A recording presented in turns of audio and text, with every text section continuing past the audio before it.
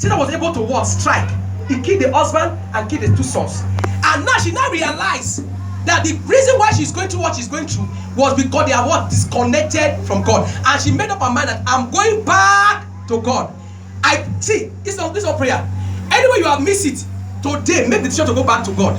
That's the truth. God is a good God. Say amen. Amen. The prodigal son, when he realized, they all said he came back to his senses. The prodigal son came back to his senses, just like Naomi came back to her senses. And the prodigal said, I'm going back to my father.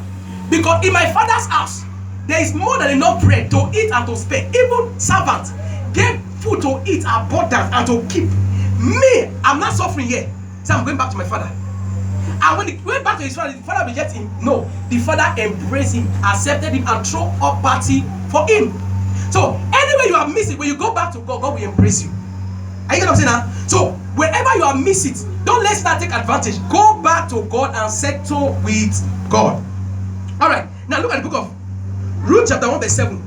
Ruth chapter 1 verse 1 to 7. I'm going to rush it very fast. I will just take only one point. I think I will just take only this point. I just paraphrase the rest ones because I want to read it why I prepared here to take more time. Ruth chapter 1 verses 1 to 7. So you'll be following me. Following as I'm reading that, you just be following them. Okay. Now look at it. I say Ruth chapter 1 verse 1 to 7 say, long ago, I'm reading from Easy to Read translation. You can be looking at it here.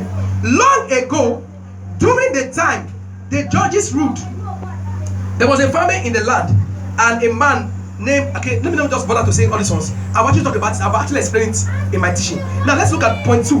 Determined to succeed in the midst of obstacle.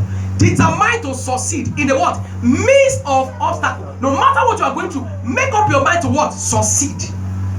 Now, see, the daughter-in-law of Naomi, after she lost her husband and lost her 2 sons, the daughter-in-laws were still with her. Their names are what? Orpah and what? Ruth. Orpah and Ruth. Now listen to me. Now initially they followed him. Initially both of them told her that they will follow you to your country, your own country. We want to follow you to your own country. But she persuaded.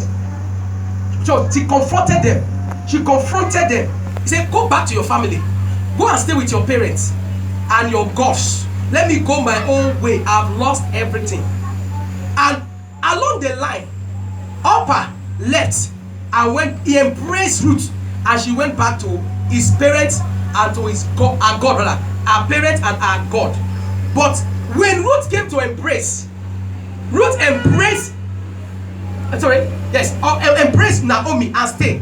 Ruth embraced Naomi and stay. She had made up her mind that no matter what, I must stay with you because I've seen my future is thick. I've seen that our future, our destiny has a connection with Naomi. There's a connection.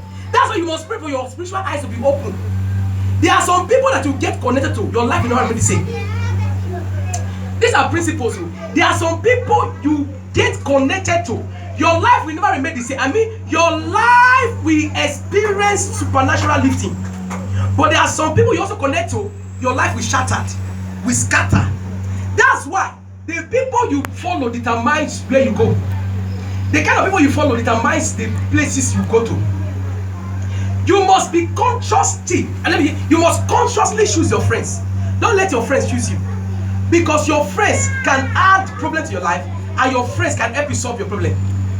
They can comfort you, and they can bring discomfort. They can bring comfort to your life, and they can also bring discomfort to your life. So, in other words, Naomi was just like a mentor. You know what a mentor is? Just like a mentor to Ruth. Ruth have seen that his future or her destiny is connected to Naomi, and she decided to follow Naomi. Let me show you something here. Look at the book of Ruth chapter 1 verse 14 to 18. Ruth 1, 14 to 18. Just look at 14.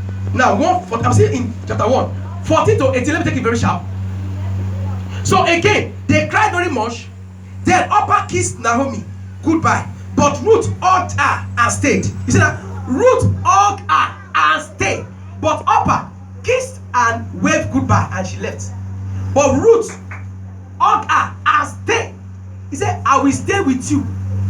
In the midst of problem, in the midst of obstacle, I'm going to stay with you because I know my future is connected to your future, or my destiny rather.